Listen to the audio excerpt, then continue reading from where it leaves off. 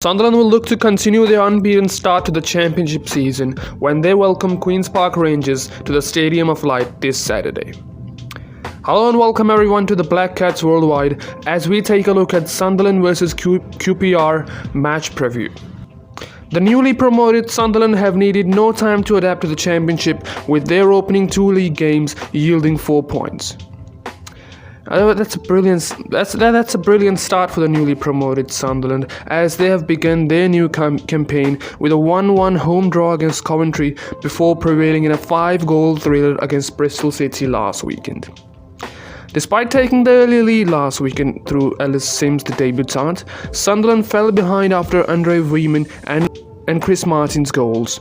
But another Simms effort was brilliant for the equaliser, and then the Loch Ness struck by Ross Stewart, guiding the BlackCats to a 3-2 win. So in the midweek, Alex Neil's side were unable to follow up their first victory of the season, losing 2-0 away to the Sheffield Wednesday in the first round of the EFL Cup in the midweek. But to be fair, that wasn't really the priority of Alex Neil, as he had played squad players in that game. Alex Neil gave as much importance to that game as we did to the previews and the reviews of that game by not uploading it on time. Sorry guys, I was a little down. Sunderland will aim to respond to their EFL Cup defeat by continuing their unbeaten start of the championship season on Saturday, as they will also have a chance to clinch their first league win over QPR since March of 2012. That's a long time ago. I was about 11 years old at that time. The visitors if you talk about QPR, they're also looking to bounce back after their EFL exit after they were beaten on penalties by Charlton. The R's looked set to progress to the second round when Tyler Roberts netted the opening goal at the 80th minute, but Aaron Henry's equalised in the final minutes of the end time to take the tie to the penalties, where Charlton scored all 5 goals to eliminate QPR. So, as did Sunderland, QPR also managed to emerge victorious from a 5-goal thriller in their most recent championship game, beating Sunderland's championship rivals Middlesbrough in a 3-2 affair, with Chris Willock, Jimmy Dunn and Lyndon Dykes all getting on the score sheets for the QPR.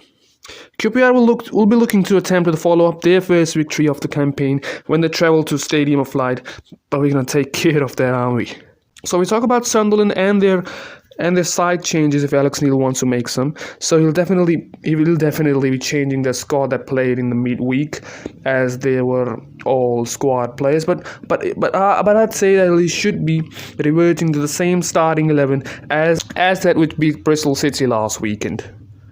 That would mean BlackCats would operate with a back three that features Daniel Ballard, Danny Bath and Dennis Sirkin, with Simms and Stewart up front, which will provide the goal threat once again for the BlackCats.